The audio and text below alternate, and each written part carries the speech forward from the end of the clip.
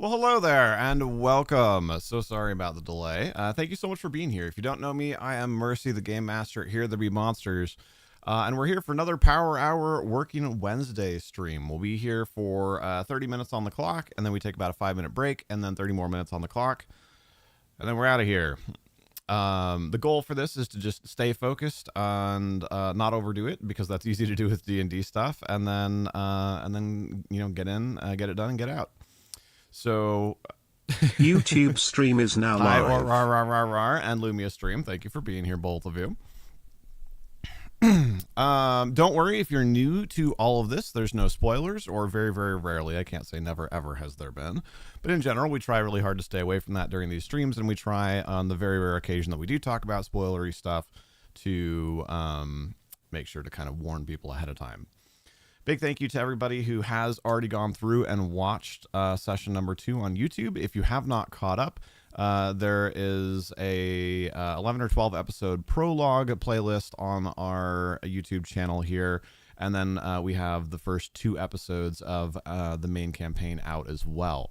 I know it might be kind of easy to skip over the prologue, but I'm actually quite pleased with how the prologue came out, especially episode 1. I thought really started out with a bang. I think it's a good time, and if you like D&D stuff, would encourage you to check that out as well. Speaking of D&D sessions, we do have session again this weekend, which will be Saturday, the 13th of January, 2024, starting at about 3 p.m. Pacific Standard Time or 6 p.m. Eastern Standard Time. There will also be session on the 20th, so 2 weeks in a row we get D&D, and then there'll probably be a 2-ish week break. And ideally, we're going to try and alternate weeks as much as possible, so that way there's 1 week with session, 1 week off, 1 week of session, 1 week off. But as a lot of you know, if you play D&D, the hardest part about playing D&D is actually playing D&D, getting everyone together, getting the schedules going, and whatnot. So I'm going to get this zoomed out a little bit. I feel like I usually do that on the YouTube streams. There we go. And yeah, I think that's it for news. Let's get to it.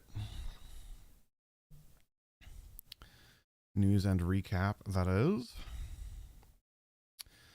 Get into the old Google Drive. I am also going to be munching on a protein bar. I'm sorry. I usually try to keep any eating, especially during these streams, to a minimum.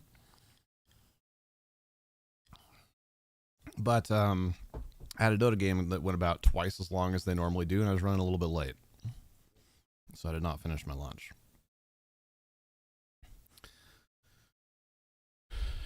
D&D. Dynamite. All right, so I have 2 main goals really for today. One is I need to catch up on my DM notes. I have not done that for the last 2 sessions. And usually I'm really, really good about that. So I don't know why. Well, okay, that's not true. Part of the reason is because it was the holidays, and we didn't have as many working streams or just generally as much time to do D&D stuff. So that's part of why. But beyond that, I don't know why else I did not get that done. So we need to catch up on DM notes, because that's super important, especially when you're not playing every week like we are. And then we need to sort out some XP for some things that our players have done in the last 2 sessions as well. And kind of pre-plan for some quest rewards. So I have some stuff in mind already for, because the party has not been back to town in a while. So I have some stuff in mind already for that, but we need to kind of put a nail in that as well. Hey, Nun, how are you feeling? I've been thinking about you. XP and quest rewards. Everyone gets 10 XP and a stick. I like it. I like it. Believe it or not, that's that would be generous for me.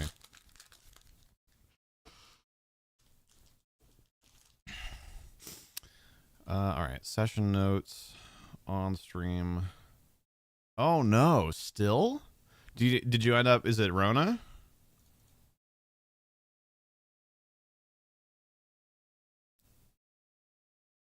No. What about like strep or what's the other one? RSV that's been going around.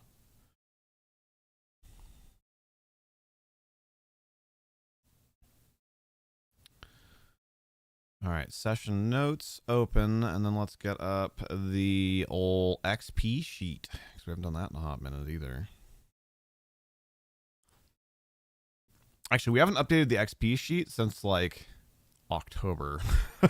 Not because I'm that far behind, but because we ended up with like a 2.5 month hiatus that we weren't expecting between the prologue and the main campaign. And then, as previously stated, I'm a little bit behind on some stuff when we did resume on the 30th of December. Hello, Lily. And Michael as well. Howdy doody. Where in the heck? Party folder. There.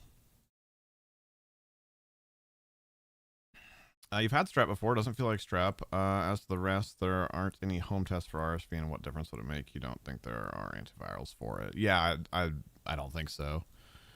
I don't know a ton about it, but that sounds right to me.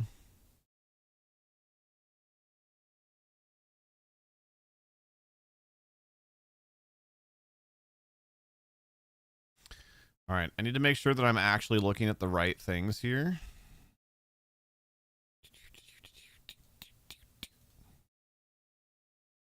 Let's go to our content list. Also, this was kind of interesting. So, episode number 2, sometimes we talk about this stuff on stream also. In the first like 2 or so days that it was up on YouTube, it had only 23 views, which is low, even for what we normally get out of our D&D content. And usually you get the majority of your views within the first day or two.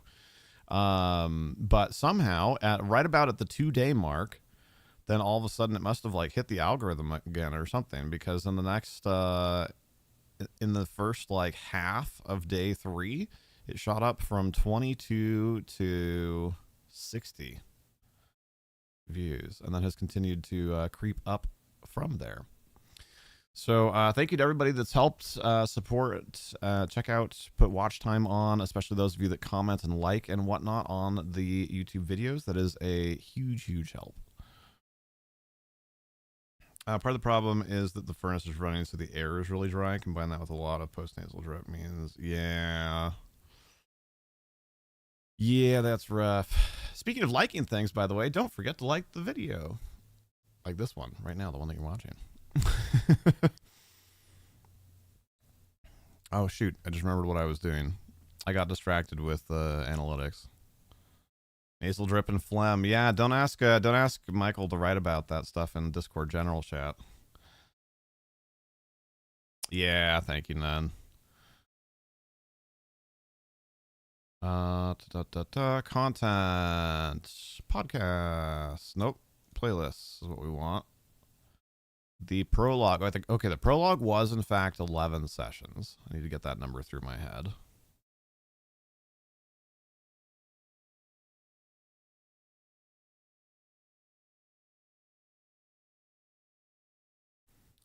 So I'm going to go through in the XP sheet and edit in the word prologue on the XP tracker for all of those. And then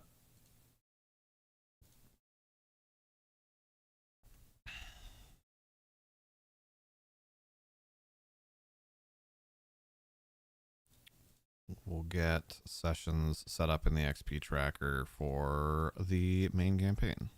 Oh, God. Did not know you could do that in Google Sheets.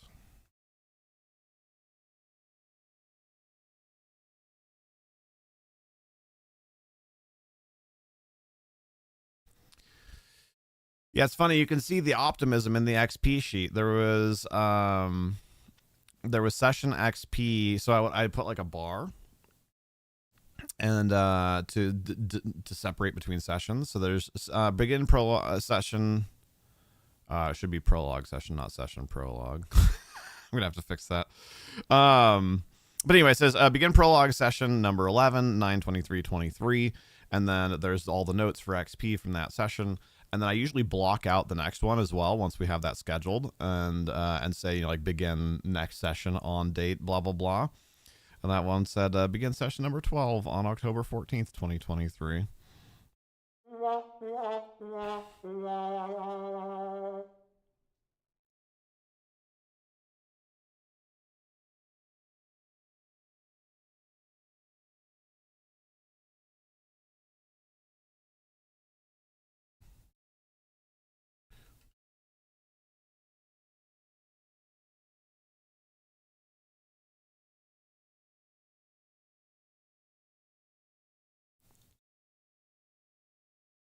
I mean, they are kind of session prologues, but I think prologue session is better, even if even if it was close enough for me to know what it meant.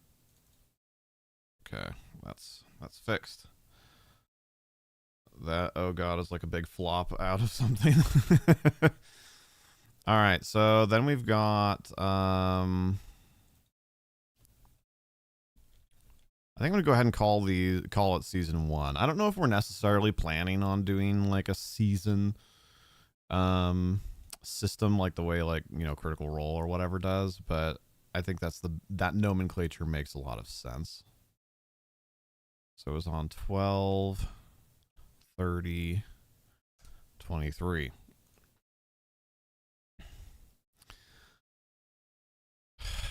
All right. No, I don't think I can actually fill out the XP sheet yet because we need to go back through and do the notes. And I want to try and do that in a way that is non-spoilery as well.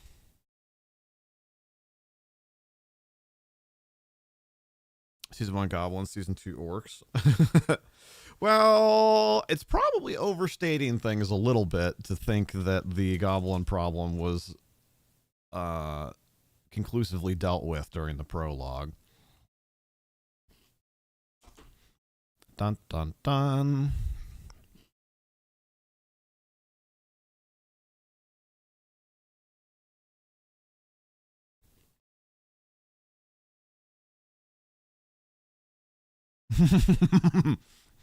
What I said was true from a certain point of view.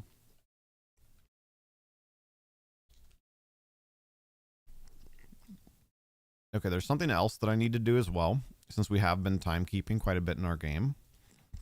We need to verify the dates, because there's a chance that the dates are off by 1 during the transition from prologue to main campaign.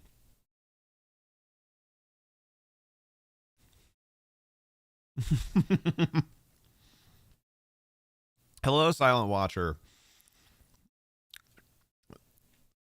Season 3 very well could be kobolds. Grr. Bark, bark. Grr.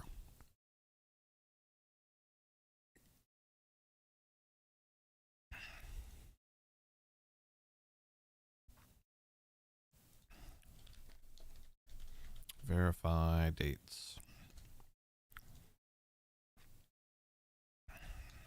Between prologue and season 1. Something else that I have kind of thought about. I mean, obviously, I don't know, it's hard. There's a part of me that almost wants to call like a season, use that term like, you know, as a major story point or like major world event occurs. But at the same time, I think if we do that, then we're gonna be on like season, well, not really, but a little hyperbole. We'll be on season 12 really quickly. And I feel like that might feel like it prices people out. Like, what the heck am I getting into? There's 12 seasons of this. What in the world? But at the same time, if you go too far the other way, right? If you end up on episode 100 within a season, then that's probably going to have the same effect. Season 3 Illithids. Yes, we go from goblins and orcs to Illithids. This is fine.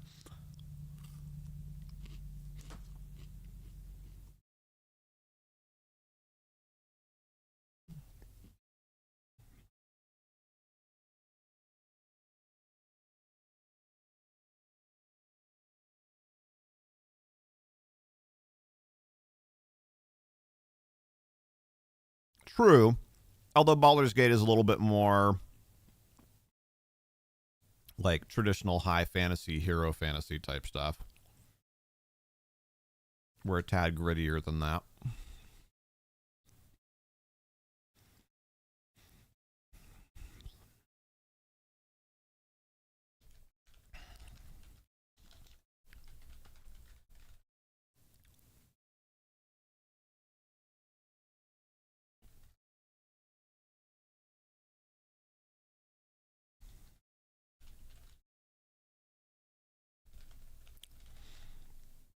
So for today, we're probably going to get slightly lesser session recaps done, especially for session 1, because it's been a bit. It's been 2 weeks. But I'm going to get at least outliney level stuff taken care of. And then I want to go back and start cutting YouTube shorts again from the videos. And I think when I'm doing that, I'll probably fill out my notes some more.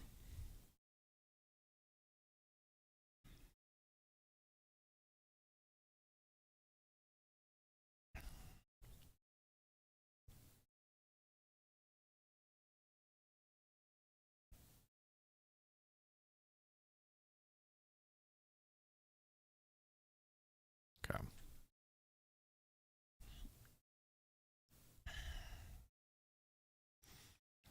I think that's okay, honestly, for session 1. Oh, neck pop. So then let's do XP for session 1. Oh, right. You know something else that hasn't been pertinent until recently? We need to add someone to the XP sheet.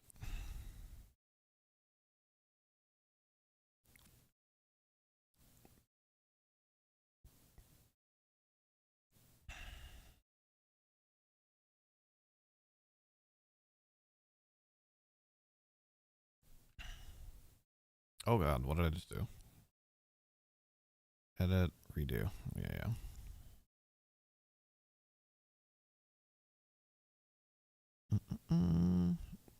Unhide columns.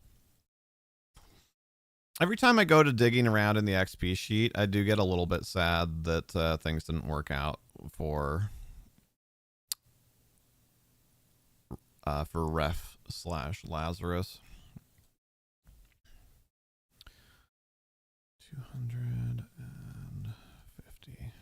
I was both excited to try to play with him specifically, and also I thought that the character that we built had a lot of potential to be really intriguing.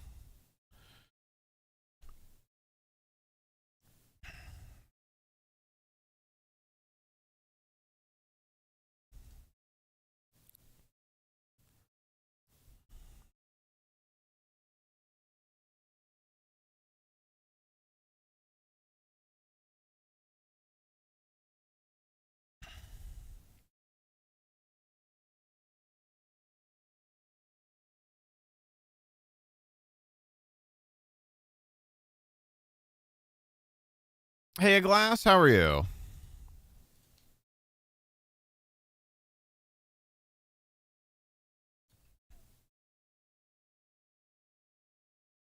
Thanks for coming by. I appreciate it. Tired? Little late night EQage. I know, if I remember correctly, at least, you're one of our people that has a very unique sleeping schedule. Just woke up. Oof.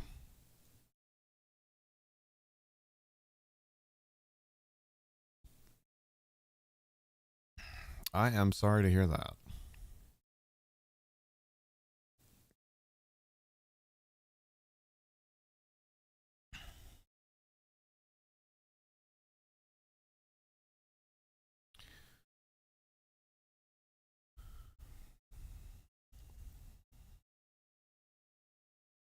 All right, hide those columns. Oh, wait, I should rename this. That's not Amras or Alendite.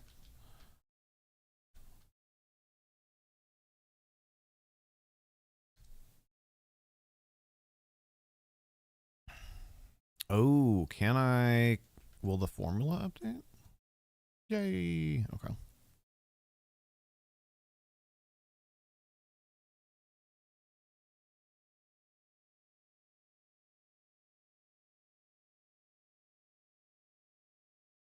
Oh god, how did I put XP in for okay.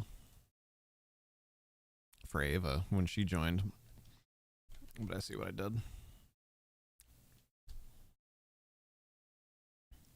Sometimes you can sleep a long while and wake up exhausted. Must have dreamed of running. I'm sorry. Oh.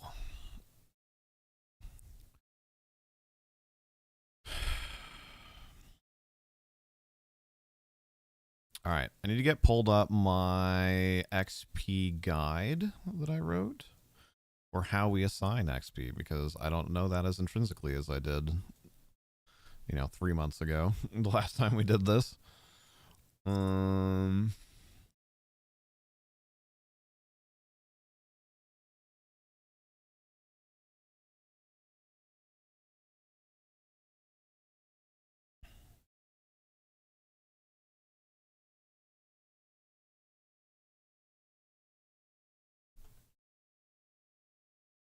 Okay. I have a solution. So what we do for XP, for anybody who's curious, is we're kind of somewhat we don't use milestone XP, or at least not for now. That's something that I am still kind of potentially considering for going forward. But what we do is we kind of have like micro milestones. So we have like a flat amount of XP that we give per session that a character is played, and then because just to kind of like generally cover general role playing and this, that, and whatever that would have given XP. And then we give out manual experience per like encounter. Now that could be a role playing encounter, a combat encounter, whatever. And then each of those things is on like a spectrum. So like if I felt like a session was like a busier, more active, like more role play session, then we'll give a little bit more session XP, or vice versa. So we start with the session XP, which is now done. And then we look over my little, my DM notes here.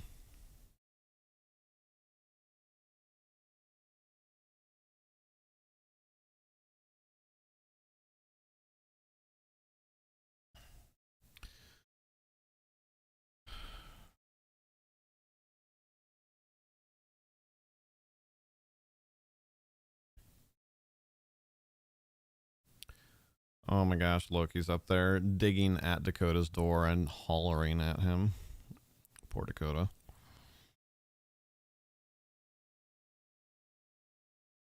Remember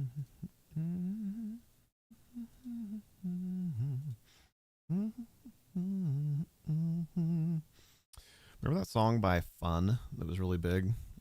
Probably like 10 years old now. I don't know why, but that just popped into my head.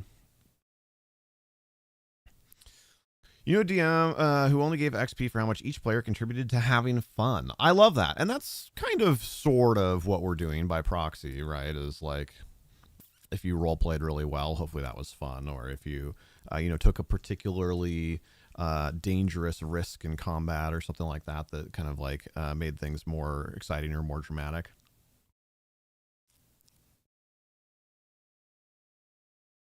Dakota not feeling well or has an odd sleep pattern. He does tend to have an odd sleep pattern, but as far as I know, he's awake right now. It's just Loki being a butt in general.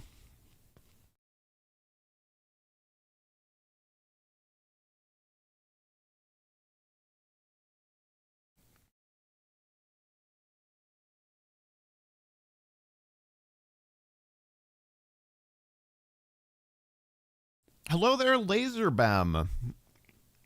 How are you? This is crazy, but you're going through your old TikTok account from 2021 and saw you giving me a shout out to back when we did Minecraft. That's awesome. Thank you. I'm afraid I don't remember off the top of my head what other names I might know you as, Laser. Or is it Lazar?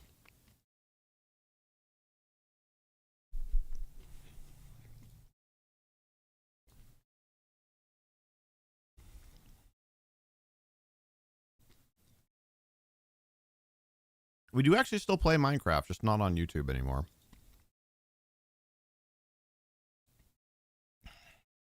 It's okay if I don't remember. It was 2 years ago. Your name sounds vaguely familiar, but I'm sorry, I just couldn't place it. Did we just know you through YouTube? I appreciate you understanding either way, but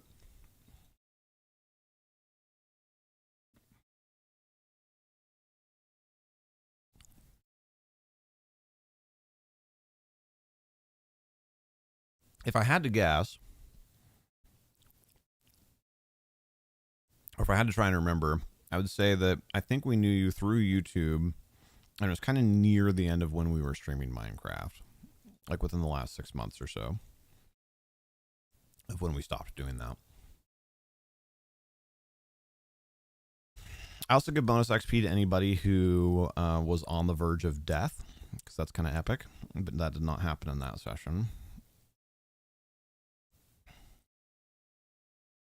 Yeah, that was when we were ending the Minecraft streams. Okay, that's kind of what I thought. I do vaguely remember talking with you. I'm sorry, I don't remember much in the way of what we would have talked about or whatever. Exactly, Glass Deviant. Exactly. I think what I'm actually going to do, we're going to up the session XP a little bit. So there's a range, and I was going to use the low end of the range, but frankly, it's also just been long enough that I'm having trouble remembering exactly what else there might have been. So we'll just use the median number instead of the low number and then give bonuses.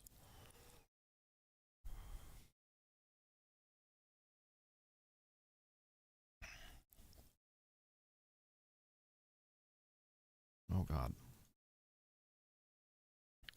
So, I mean, you know, in the interest of rebuilding, how have you been, Lazar? What have you been up to? What's new? Still make any content? What games are you playing?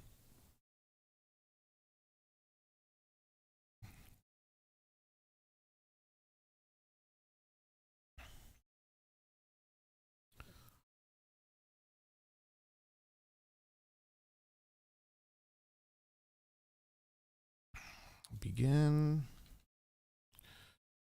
season 1.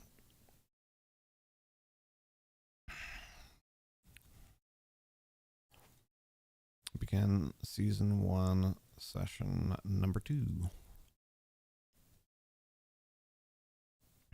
All right, this one though, we've got a little bit more to go off of.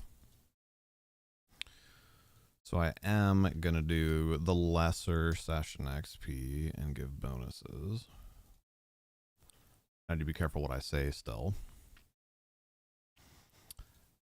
This character does get bonus dying XP.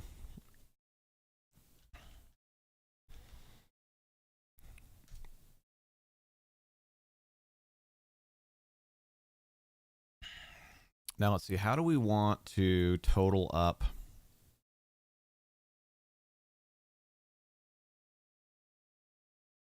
Oh, I'm sorry, Lazar. I missed that last message. You said I was building some type of globe, if you remember correctly. Yeah, we built the giant. It was about a half sphere made out of glass that had the diameter of like it was something crazy, like 150 blocks or something.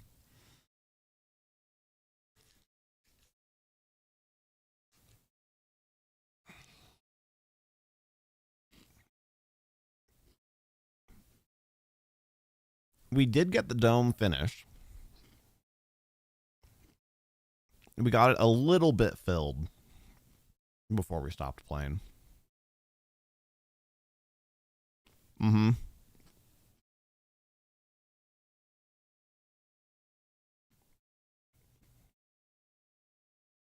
Yeah, in Minecraft.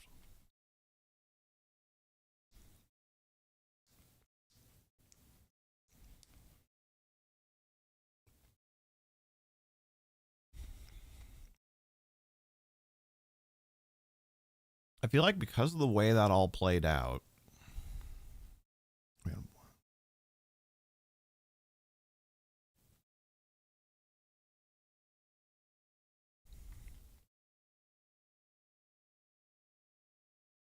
Nice. We did all of our building in survival, so that affects things a lot. You're good, Michael. I appreciate it.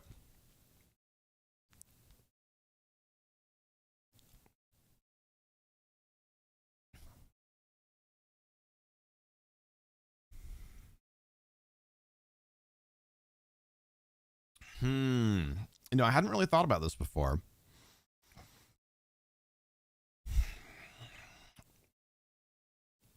The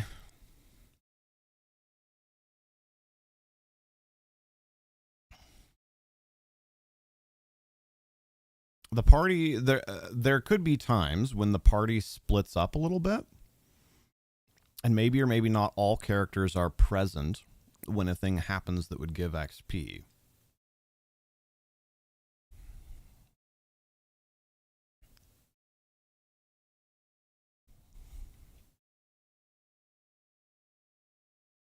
So maybe what I do is I up the session XP a bit for the characters that weren't immediately present.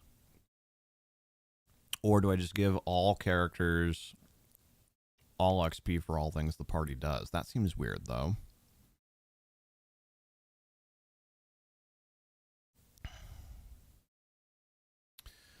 Yeah, I think we'll give bonus session XP to the character that's not quite equal to the individual XP that the other people got.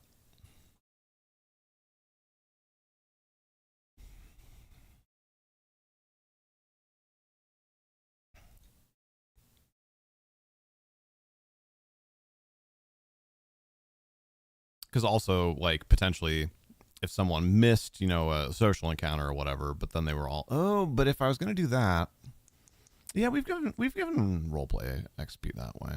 Yeah. Okay. Hello, Foxy. Still not feeling it? I'm sorry.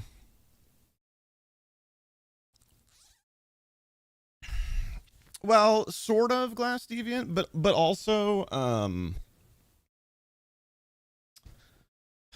also because of what I was just kind of just touching on there, which is I'm assuming, like if half of the party went to go and like talk to, whatever, local baron, and then I was going to give roleplay experience for that. Like the other characters should have been doing something in the background, right? Like potentially sneaking around and doing some espionage, or like talking to other people, or crafting something, or whatever. So it's just kind of a general nod to like the off-screen behavior.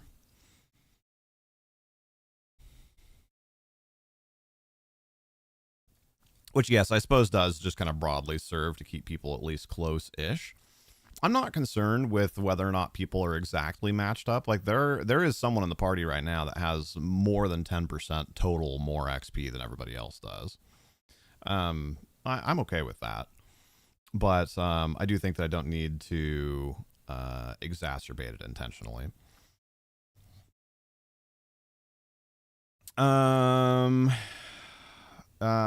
Feeling way worse. Oh no. I'm so sorry, Foxy. You made it through work with great numbers. Scottish stubbornness for the win. Well, as long as it doesn't make things worse, right? How's Kenny doing?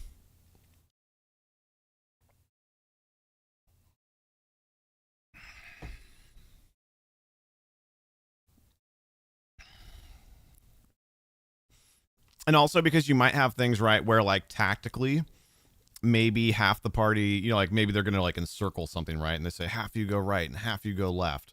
And then if the people on the right get involved in a fight, that they resolve before the people on the left get there, should the people on the right be the only ones to get XP? Like it's not really their fault that they were following the tactical plan that was laid out. And again, right, maybe there's probably stuff happening off screen as far as like, well, maybe the people that went left, like distracted a patrol, it would have come and attacked the people that went right, or whatever. He's like 80% better. Well, I'm glad for that. At least it's turning around pretty quickly.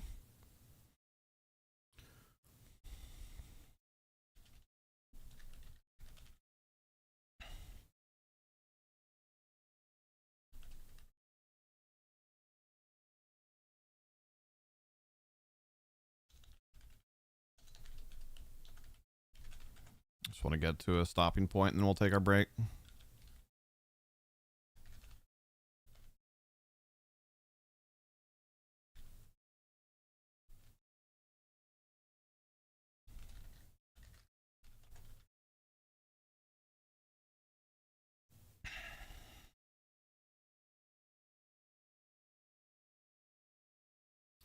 All right, and then tied up in this, then we had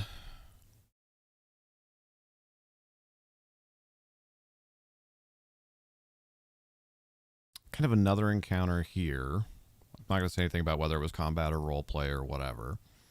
But I was trying to debate if things were, if there was kind of like one umbrella encounter, or if there were a couple of smaller encounters. And I feel like there were a couple of smaller encounters. You have a fun question? Hit me. What you got?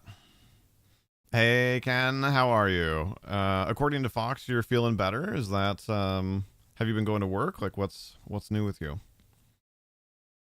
If a necromancer brings a fellow recently dead brings back a fellow recently dead necromancer, would that necromancer have powers and just keep reinforcing the dead necromancer army?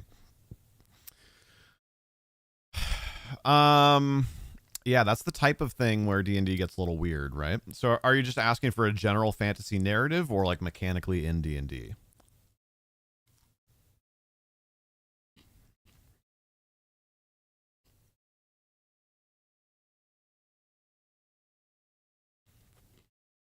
In general, it depends on whether or not the raising necromancer is powerful enough to create intelligent undead. If so, if the resurrection of the second necromancer results in that necromancer being fully functional, then absolutely, that necromancer could also summon more dead or whatever.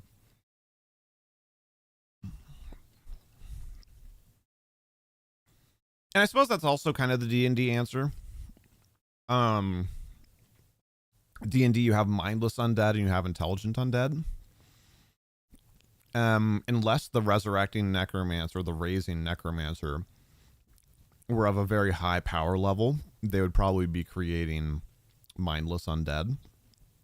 So the necromancer that was raised would be mindless and would not be able to cast spells.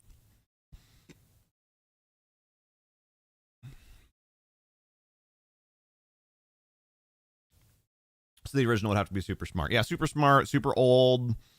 Or if you wanted it to happen narratively, right, maybe they have access to some super powerful artifact, right?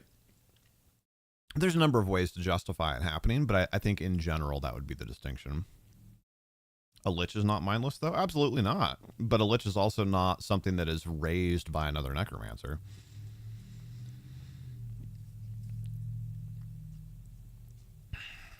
Wouldn't a revived necromancer with their powers just be a lich? No, lichdom is a whole like ritual and a thing.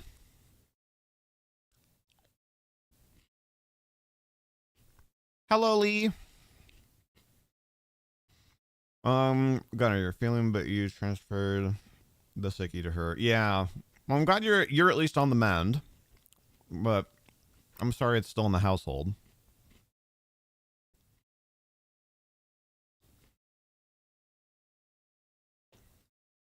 I mean, to be fair, Gray Fox, I designed most of our campaign world that we're playing our game in while at one of my old jobs. Not that I just sat there and did it, but same thing. During like mindless tasks, I would have ideas. And then I'd write them on scraps of paper during breaks. And then I would gather up my scraps like once a week or whatever and like try and kind of combine everything.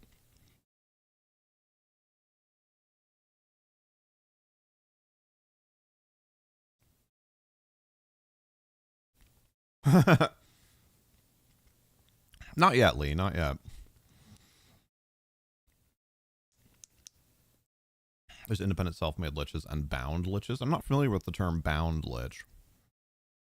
But I think my overall logic stands. Like a level 1 necromancer casting Raise Dead on the body of a level 20 necromancer does not now have a level 20 sentient spellcasting necromancer under their control.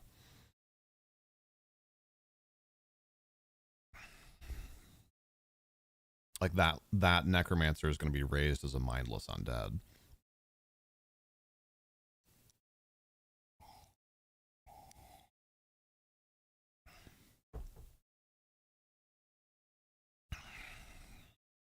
These kinds of conversations are fun. Oh yeah, I love stuff like this. I should go to break though, as much as I hate to, because a bunch of people just tuned in the last few minutes. But we're already like 10 minutes past what was supposed to be break time. So hold those thoughts. We'll be back in a couple minutes. All right. If you haven't been up off your booty in a while, stretch your legs, get it, move around, get some water, and we'll be back in a couple.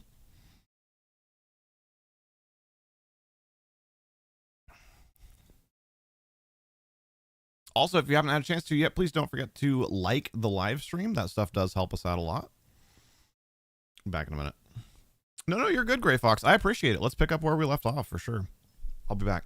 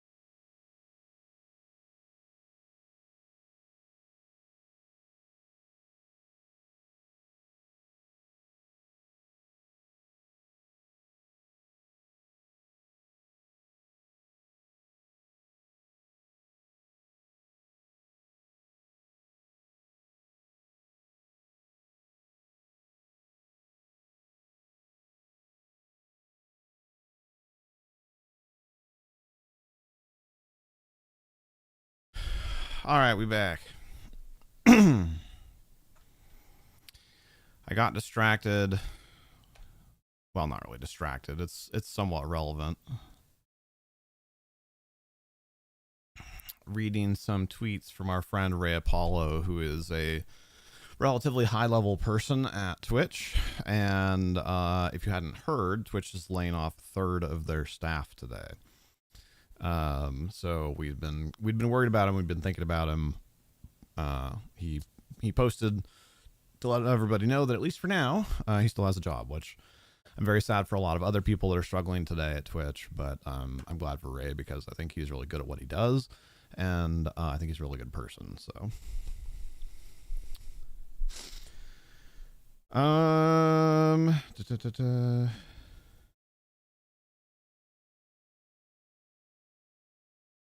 sorry, you're just catching up on the chat stuff from while I was gone.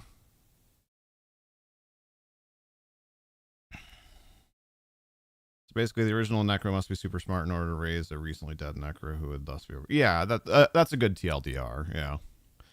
Just realized what ship we have on the shelf behind me. Oh, down here.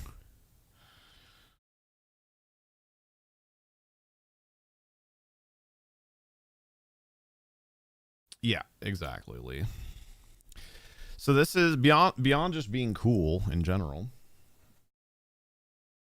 This is actually a miniature, using the term loosely, for the Star Wars X-Wing miniatures, like tabletop battle game. Also, yes, the base of that is horrifically dusty. Holy crap. But yeah, it's like, it's almost as wide across as my chest. Like, it's quite large. Now, this is one of the largest miniatures for that game, but it's a pretty high quality model. And I know the camera's washing it out a bit. But I've just been happy to have it anyway. Honestly, even outside of playing the game, because I haven't played the game in several years now, unfortunately. Was that the way it was facing before?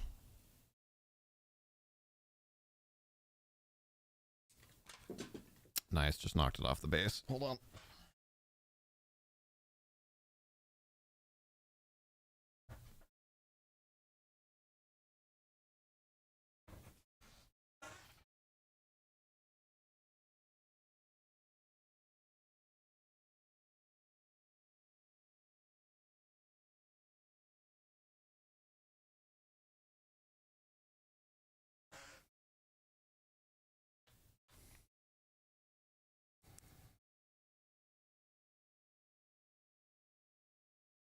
Oh god, I don't even remember how this goes back together. I haven't... There we go, I think.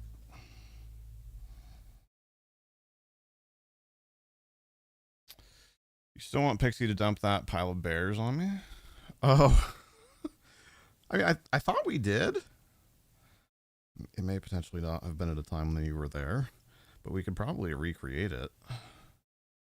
Gonna go back to sleep for a bit, made supper. Oh, geez. Yeah, go to sleep. Go to bed, Gerg. You thought it was the original blockade runner from the 1977 film? Well, I mean, that's just a class of ship, right? So this is that class of ship, yes. But the way that it works in X-Wing, without going into too much detail, so this is called a CR-90 Corvette, is you can assign different like ship titles and different pilots to different vessels.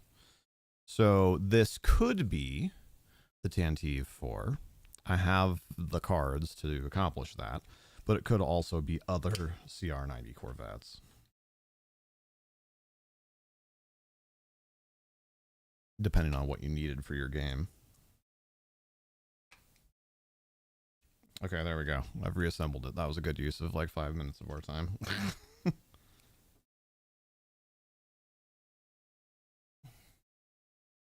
I feel like that's not the way it was facing.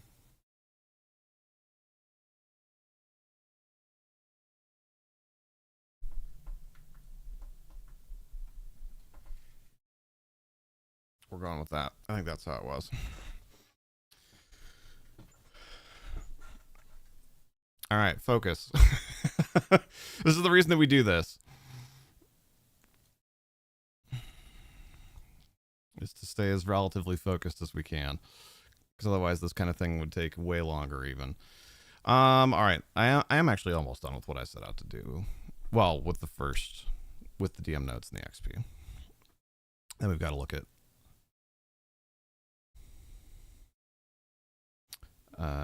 look at quest rewards to plan ahead a little bit here. So I think there's two things. We have that, and then we have maybe I should call it average. Average is way better. So if we have a scale, we have non-encounter, easy encounter, normal encounter, hard encounter, and insane encounter. I think probably average is better than normal, right? Non-encounter, easy encounter, average encounter, hard encounter, insane encounter. Yeah, average is way better. I don't know why I never noticed that before.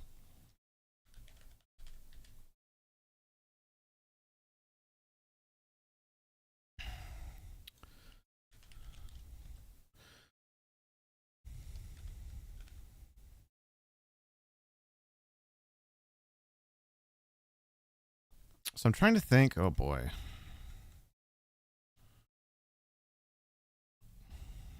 It was that character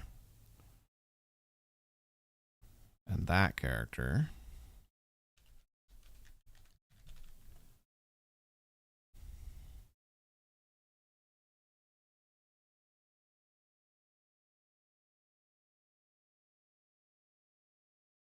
I think that's mainly it. Okay. So then we'll go and up that and... Oh, Glass Deviant, also to expand my thoughts a little bit further on why to include other people with at least a partial amount of the XP that they like missed, is because I don't want to incentivize people playing, like, essentially metagaming to get XP, right? No, I don't want to go on the scouting mission because, if like, the people that stay here are going to get a bunch more XP. You know, that type of thing. Or I want to go on the scouting mission even though I'm not a scout because I think the scouts will get more XP or whatever.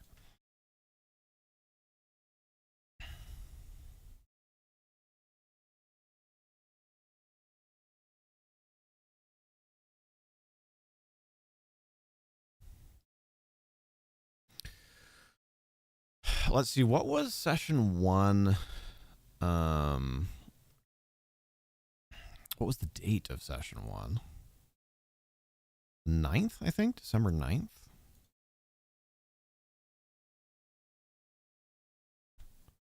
Because, yeah, let's see if I can reverse engineer this. Because it was supposed to be the next weekend, and then that got canceled. And then we couldn't do the following weekend because that was the day before Christmas Eve, and people had made plans.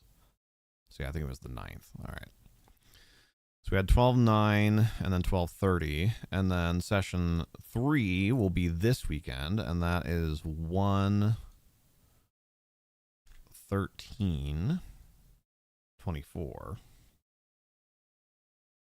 Hey, Dr. Huge Time. Hello there. How are you?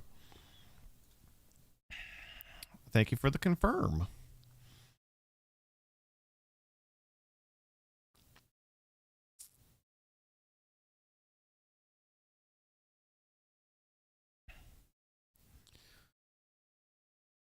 All right. XP sheet is up to date. And Dr. Huge Time is now on it. Whoop, whoop.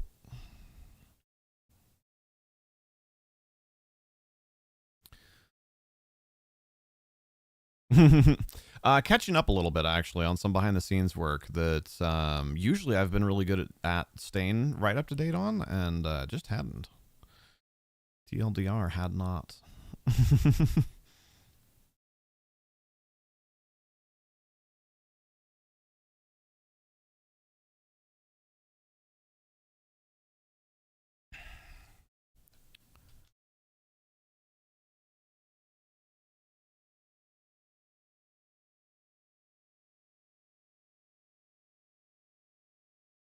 I think I want...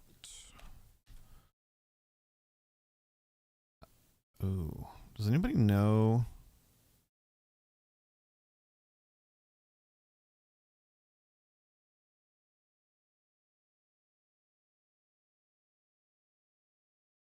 how to undo, like, dash formatting? Oh, here we go. on Google Docs, but never mind, I figured it out.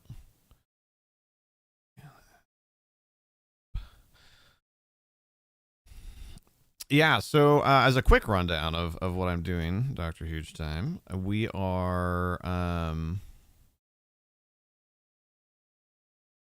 I have a note file that I keep track of in case I need to reference back to anything, who accomplished what, or did we or did we not make this choice or that choice or whatever. So I usually have at least a couple paragraphs, if not a couple pages of notes summarizing what happened during a session. And I hadn't done them yet for the last 2 sessions. Mostly TLDR, mostly because of the holidays.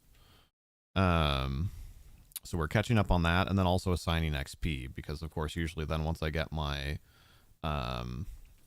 once I get my notes written out, then I use those to guide me through giving experience to our characters.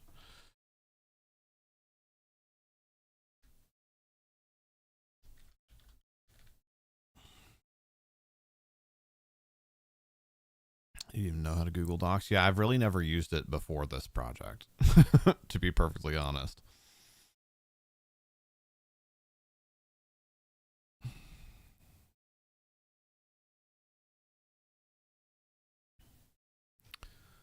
So I'm finishing catching up on those notes, right, meow.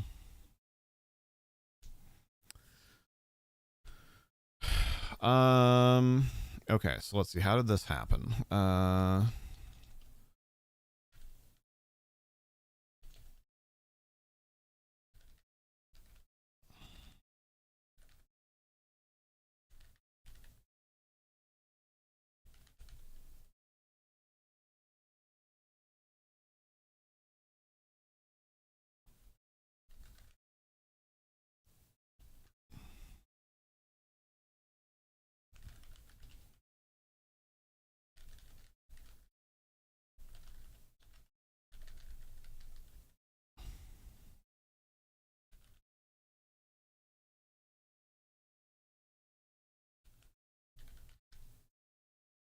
So I don't want to talk this stuff out verbally for anybody who wants to catch up on episodes that hasn't had a chance to do so yet.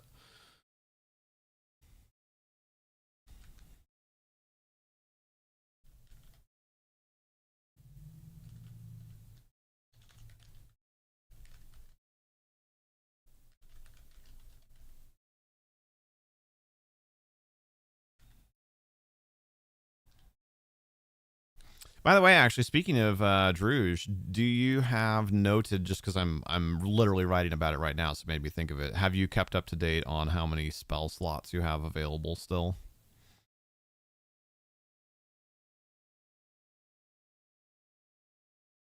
I love paper and pencil. I would love to run an IRL D&D campaign also.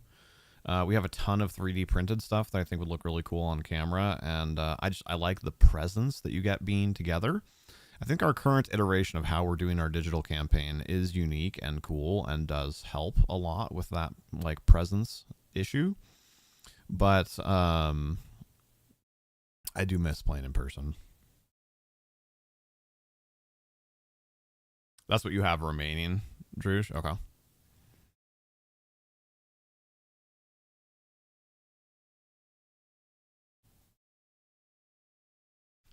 Cool.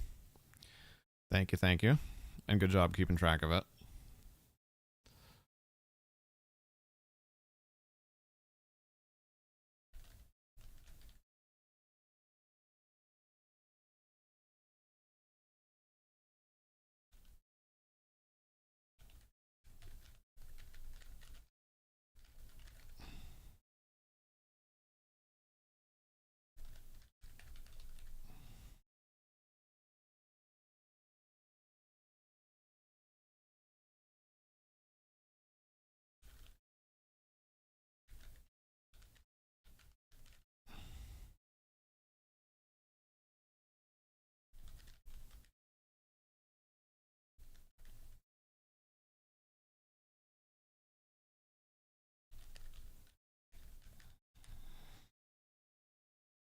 I do have to say, I'll leave it as spoiler free as possible, but there was a character who had been struggling to execute on some of them, not because of anything the player had done wrong or whatever, but just dice rolls and happen chance and whatever.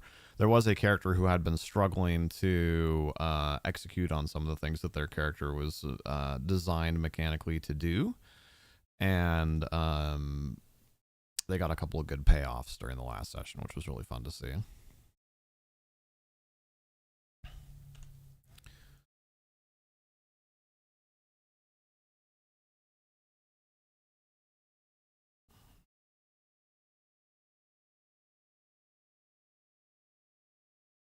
I'm gonna actually, you might get some game sound. I'm gonna open up my Tail Spire here really quickly, just double check something.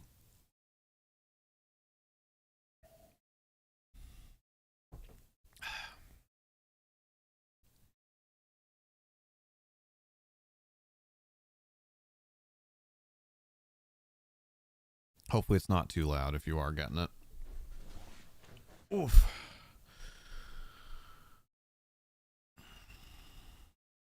Bop, bop, bop, bop, bop.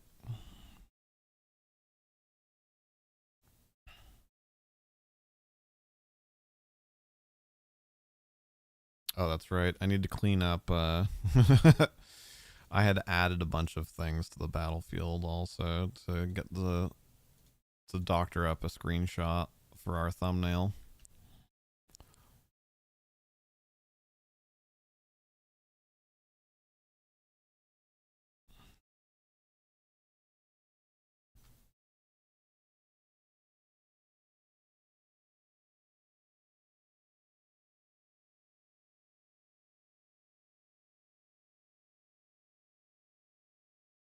Shoot, I'm forgetting the order of operations then. This is why I wanted to go and check, so I'm glad I did. I'm going to go back and look at the video.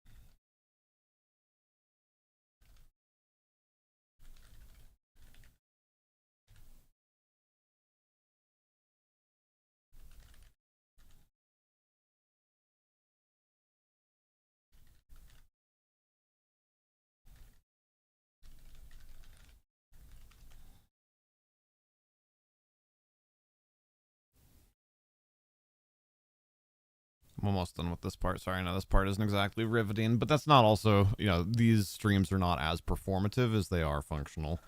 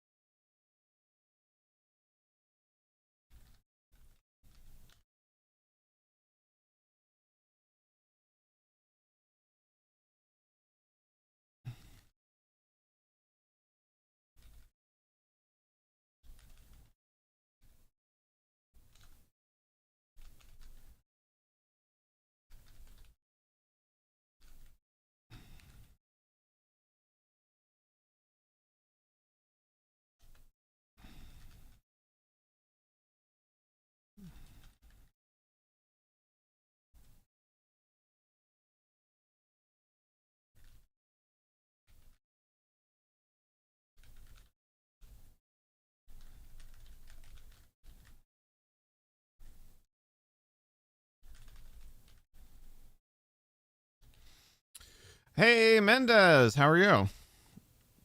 Need about again and lay down. No worries, Gray Fox. Thanks so much for coming by. Appreciate you. Sleep well, or at least rest well. Maybe not sleep. I'm alive. Yes, I'm writing notes from session 2. I'm almost done. How you doing?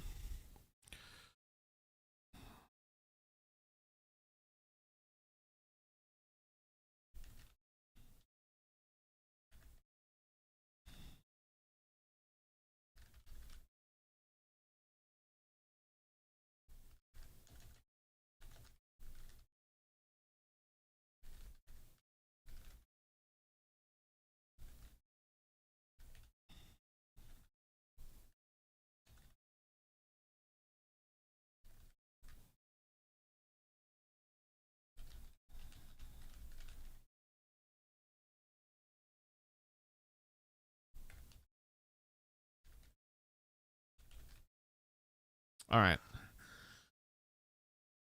You're working. Session 2 beta. Have you had a chance? I have not had a chance to creep on it yet. Have you had a chance to write anything more in your backstory file yet, Mr. Mendez?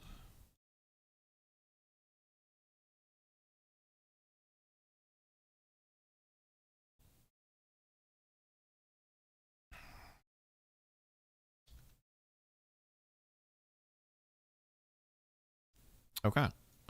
Session 2 document is done. Now let's go ahead and set up the session 3 document.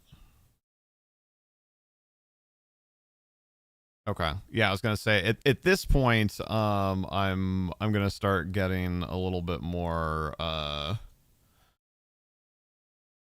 dedicated to making sure that that project happens in the near future. I mean that as much for myself as for you.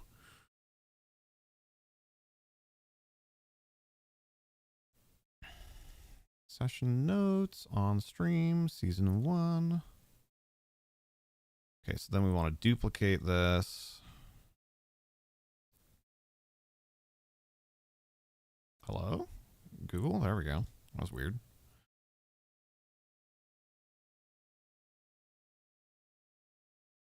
Is there a way that we can make it so Aurora can't watch it?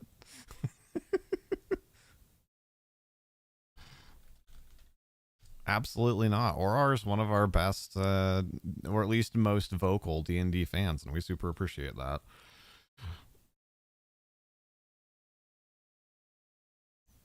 Just block her from that video specifically.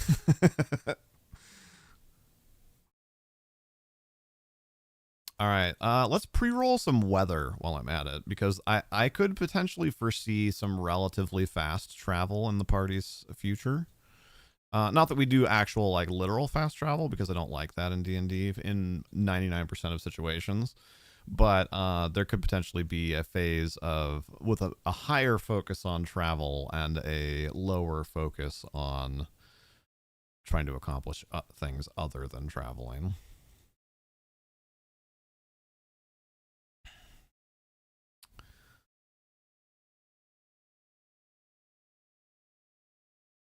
So let's do weather for 2 days. Which means I need to go grab my dice bag here in a second. Session notes, D&D, random encounters, random weather table. We've got a weather... Dude, we've had a winter warn storm... wow, winter warn storming. Nailed it.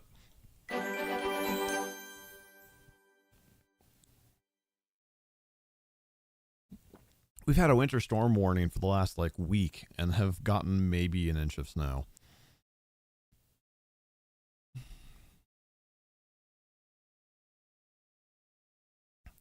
I'm torn. I kind of want to show the weather table, not what I roll on it, but the table, because I think it's really cool and I think people would like it, but I also don't want to give away too much.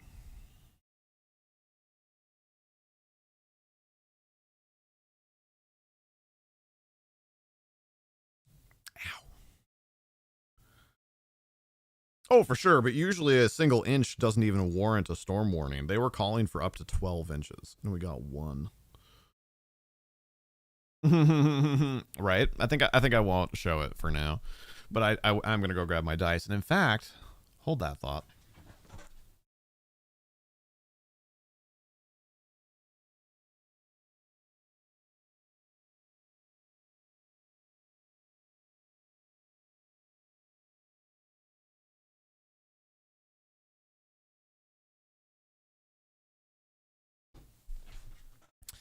We will use... I don't know how much I can tilt this to show it without pouring them out. But these handy dandy all metal dice that Mr. CPO Mendez in chat got for me for my birthday last year.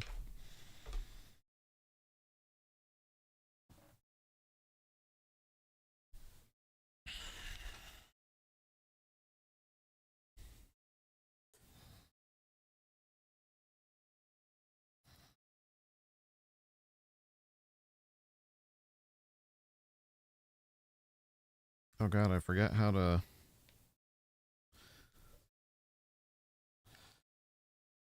And because they're all metal, and I don't want to damage my desk, I will roll them in the handy dandy all leather dice. I forget what the term for this is. Rolly thing, which was a gift from CPO Mendez for my birthday 2 years ago. Well, 2 years ago, whatever, in 2022.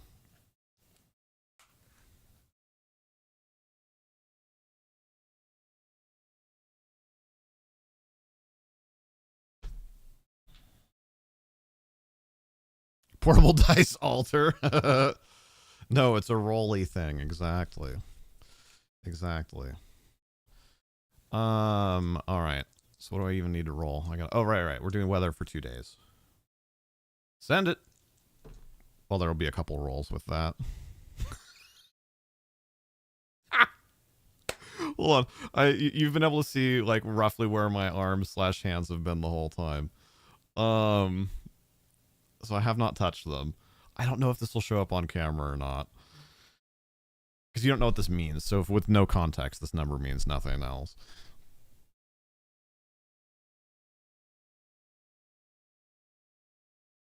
There's probably not enough lighting here.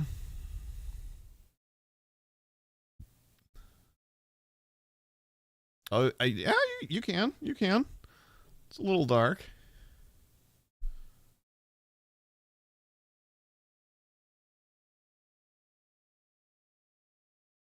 Grab my phone to get some extra light down there. There we go.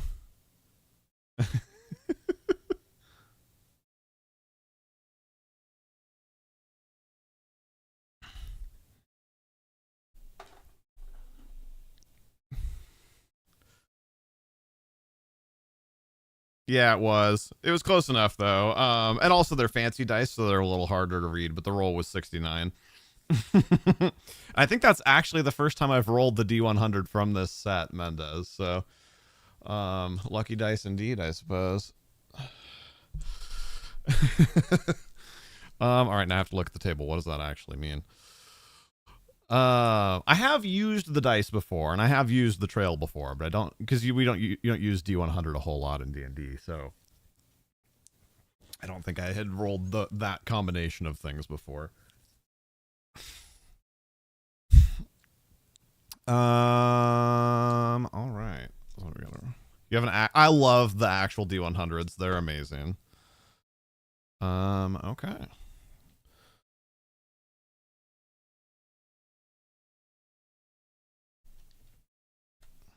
So there's our weather. I had already rolled weather for the 24th, so that's weather for the 25th in case we need it. And then we'll do weather for the 26th.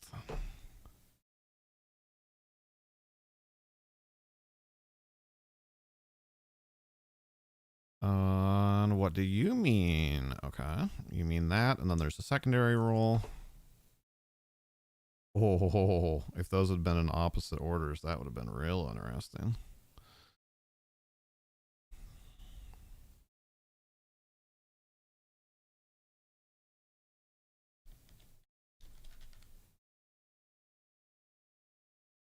No, I know Glass Deviant. I know what you mean. I love those things.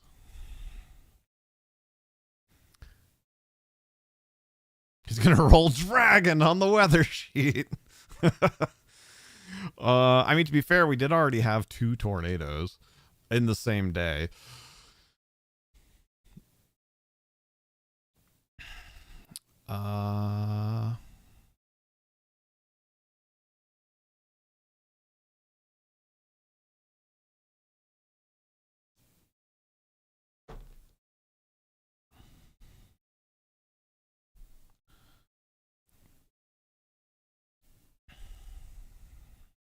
Okay.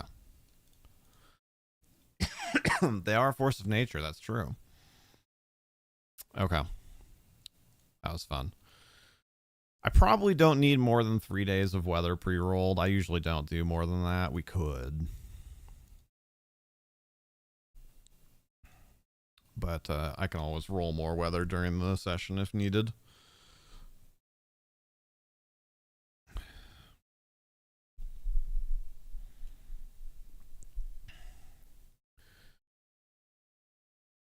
Okay, and I need to write an actual introduction for this session. I've winged it the last 2 times, and it's been okay. But I don't want to get out of the habit of being prepared. You could take 10 weeks to get back to town. That's true. But in that case, I'll have plenty of time to roll more weather as well.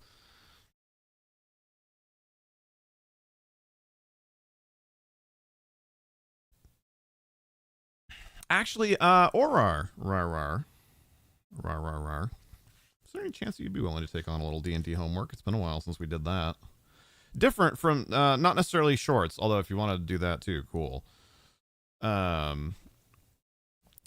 I was wondering if you would be willing to take a look at the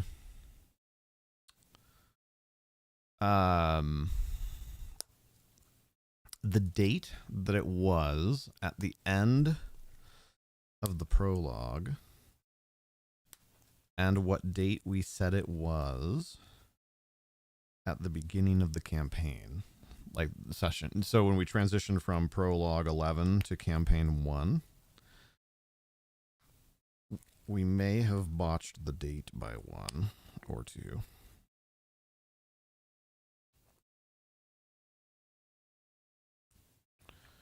Yeah.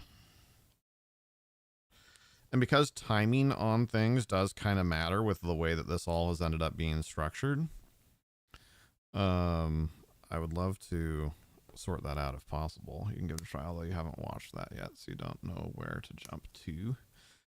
What is that you have not watched yet?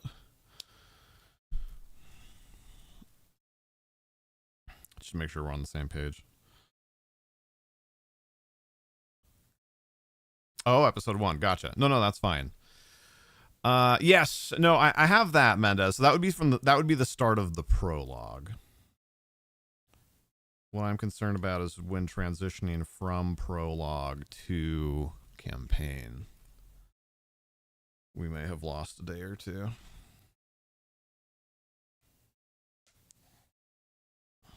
Yeah, sorry. That was me correcting Mendez, not you.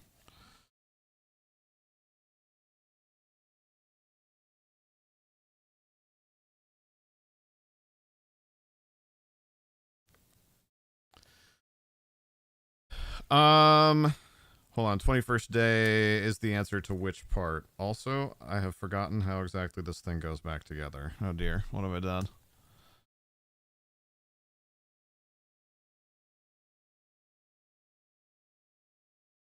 Nope, not like that. That was for sure wrong.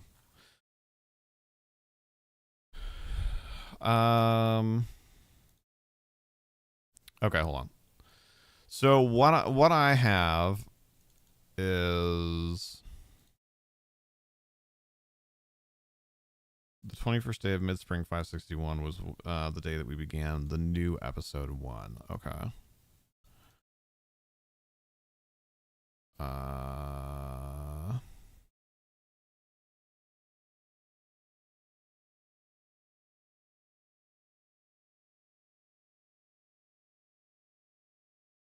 Crap. That's what I was afraid of. If Mendez is right, which we don't have any reason to think that he's not, then we did in fact miss one day.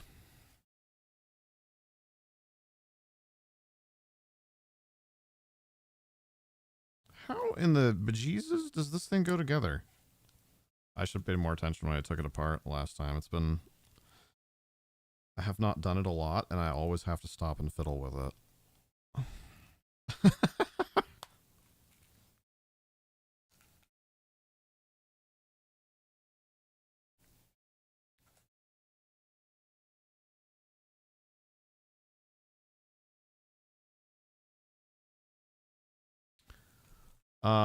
Puzzle and rolly thing all in one. Yeah, I always have to. It's just one of those things where every time I take it apart, I then have to stop for a little while and be like, what in the flippin'?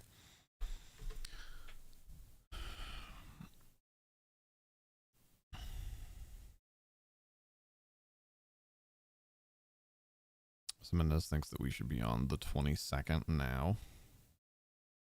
IKEA rolly thing, some assembly required, right? Okay.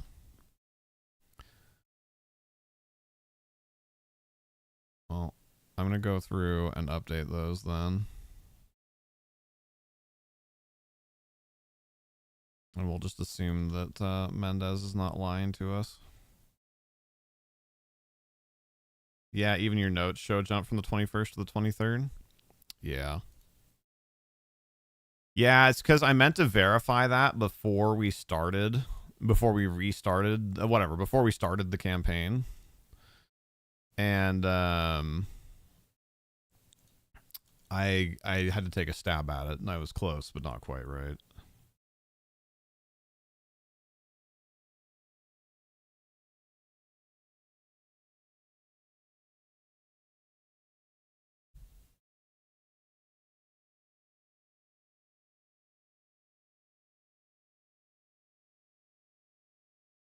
Although next session will still start on... Oh, God. There. We'll still start on the 22nd.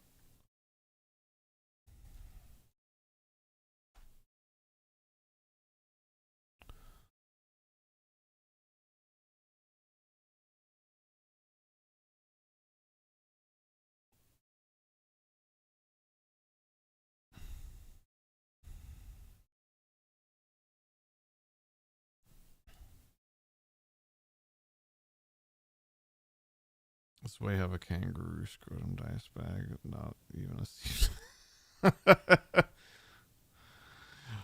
Amazing.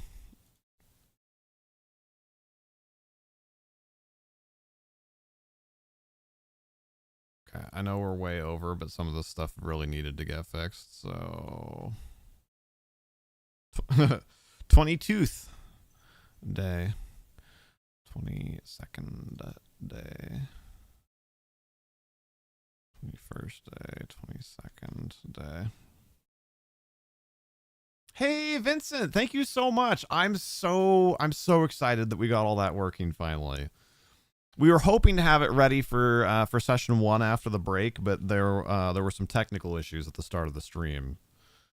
But I'm so pleased that that you felt like it was positive for the viewing experience.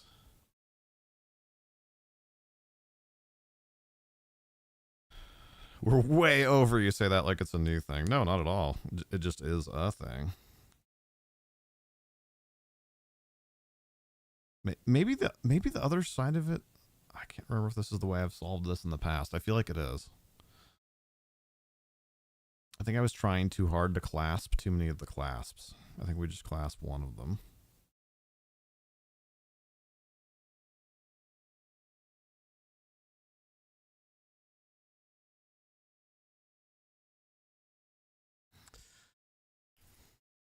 But I don't really know what you're implying there, Mendez. D&D is a very time-sensitive thing that never has any unexpected variables or anything that makes it take longer. Have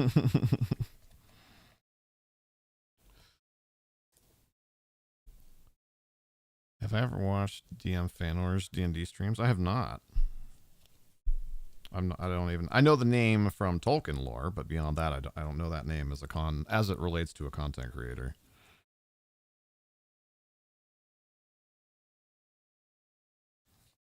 Hey, look, I did it. I got it back in the thing. Turns out that I was just trying to button too many of the buttons. Are we keeping focus on Capstone on purpose because of the party's current level and status? And D&D never ever has players do something completely unexpected. Not at all. Not at all. Have you ever heard the story of my first ever session as a DM, Silent Watcher? We can do a quick story time here. And Vincent, no, not explicitly. That's just, that is the story that, the party has chosen to pursue. I mean, it is, of course, what we started with, and so that makes a lot of sense. But, I'm a very, off-rails DM. I like, let my players do more or less whatever they want. That's just, that's where... It's where we started, and it aligns with a lot of their personal interests and their backstories and whatnot. So that's where it has made sense for them to stay. But I'm not specifically like forcing that to happen one way or the other.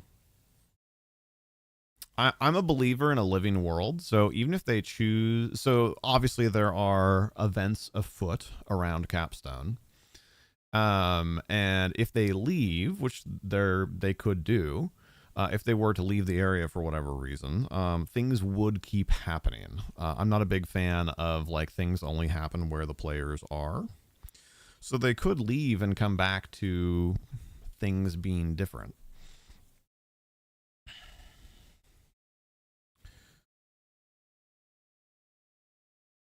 Always fun when the players go off on a tangent. You have to make stuff up barely ahead of time. Oh yeah, I actually spent most of my history as a DM as more of an improvisational DM than a prep DM. I do more prep now because we're on stream, and so there's enough more distractions while we're live that it's a little harder to improv. And of course, I certainly do still improv plenty of things, but I prep more now than I used to.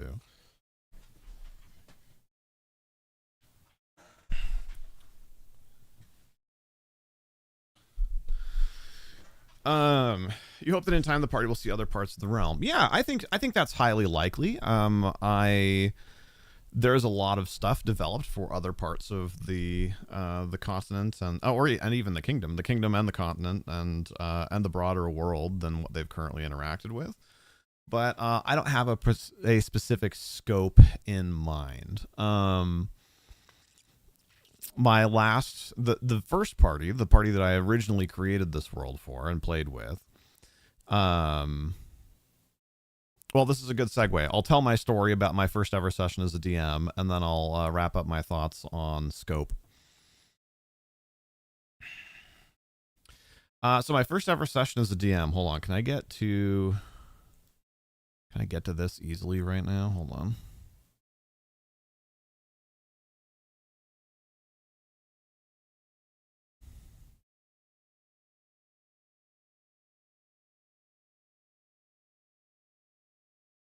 I think this will work. Oh, no, I won't be able to do that. Crap. Well, you'll have to look up the map. I'll paste the link for you. Everything's set up for YouTube right now, not for Twitch stuff. I don't have a good way to switch between them that might not potentially crash the stream, which I don't want to do. Here, public folder. Share.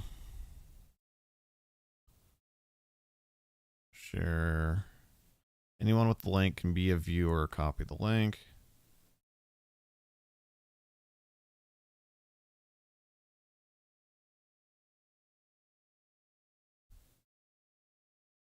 There we go.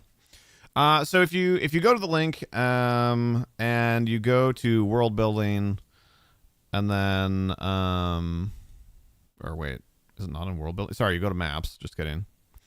And then you pull up one of the maps. You can follow along if you don't have our map super memorized, or our current map. But there's an area in the kind of north central part of the kingdom where there aren't any towns for a long stretch of road for like well over 100 miles. I think it's actually closer to 200 miles. And in that area, about halfway through, is a kind of like a resort, like inn complex called the Tired Traveler Inn. And that's where we started my very first campaign. Now, keep in mind, I'd only been a player for like 4 sessions when I launched my first game. I wanted to play more than once a week, and my DM didn't want to DM more than once a week, which is totally fair. So I, put on my Infinity Gauntlet and said, fine, I'll do it myself. So we started the Tired Traveler Inn, and I gave them 3 adventure hooks. 1, you could go north to the town of Tonda and investigate the disappearance of, essentially there's been some theft of holy resources from the church, is the short version. So you could go north to deal with church things. You could go east or west to have just kind of like a simple hunt, just to give them a chance to go out and, do some role playing and do some tracking and have like a minor combat with an animal or something like that. Or they could stay where they were to investigate the rum runners, because the production of alcohol is illegal in the kingdom, and not the distribution or consumption, but the production of alcohol is illegal within the kingdom.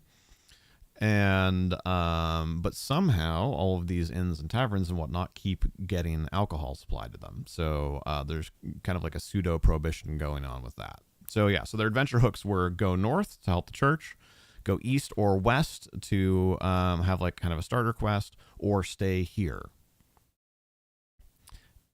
They got those 3 adventure hooks in character. These were delivered as rumors in world. Go up, stay here, or go out. And they were like, cool, we go south.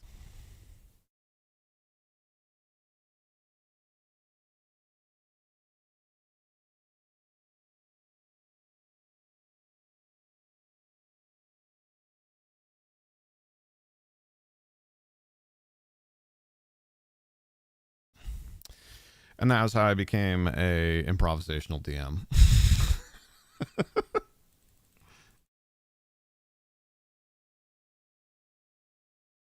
There we go. Let's get back to our normal Zoom.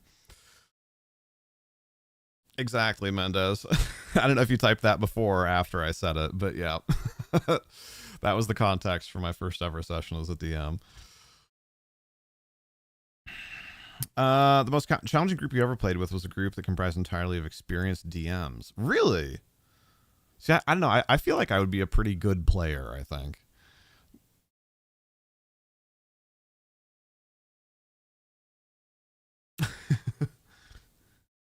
Oh yeah. So I mean, we absolutely that day one off the rails ended up literally changing the world. What we came up with there. Oh, I still want to lore dump on you, but 1, we're way over on time, and 2, I'm kind of planning on doing a separate video series that's like Tales from Ren, and like kind of telling the story, some of the story of the world, and like some of the things that the original party accomplished and how the world changed. So I'll hold off for now, because that's probably going to be a video series this year. Has my wife ever run a game by herself? No, she's never DM'd. She has kicked it around, and she even did some world building one time, but she's never actually DM'd. I would love for her to do that. I think that would be a really cool challenge for her, and I think that she would have a lot of fun, and we would have a lot of fun doing it with her. So who knows? Maybe that'll be a stretch goal someday. Maybe we'll do like 1,000 YouTube followers goal to have her run a one-shot or something. Speaking of which, we hit 600 followers on YouTube during the New Year's Eve event on Twitch. That was really cool.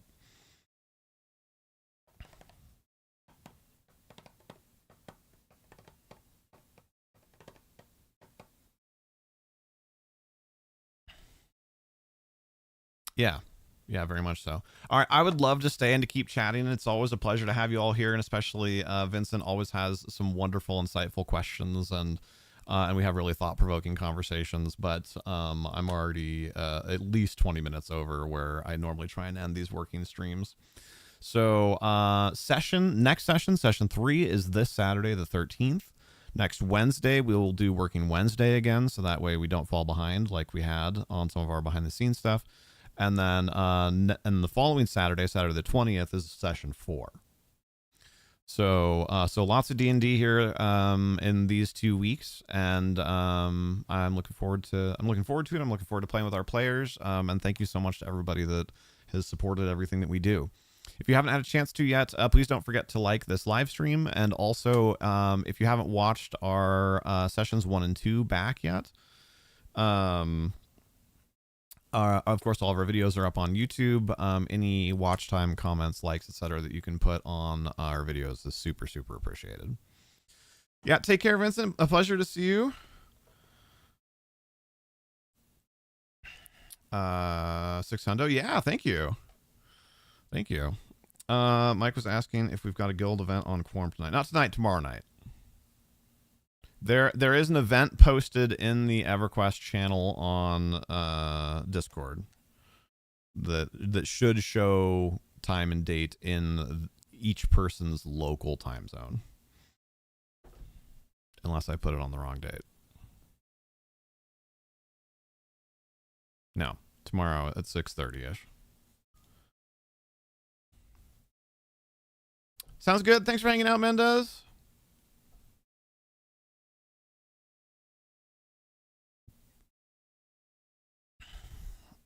All right, y'all. We'll see you for if you're a Twitch person, Hardcore Herald tomorrow in the afternoon, and if you're a D&D person, like I said, session this Saturday, session next Saturday, and another working stream next Wednesday. Take care, you guys, and as always, be excellent to each other.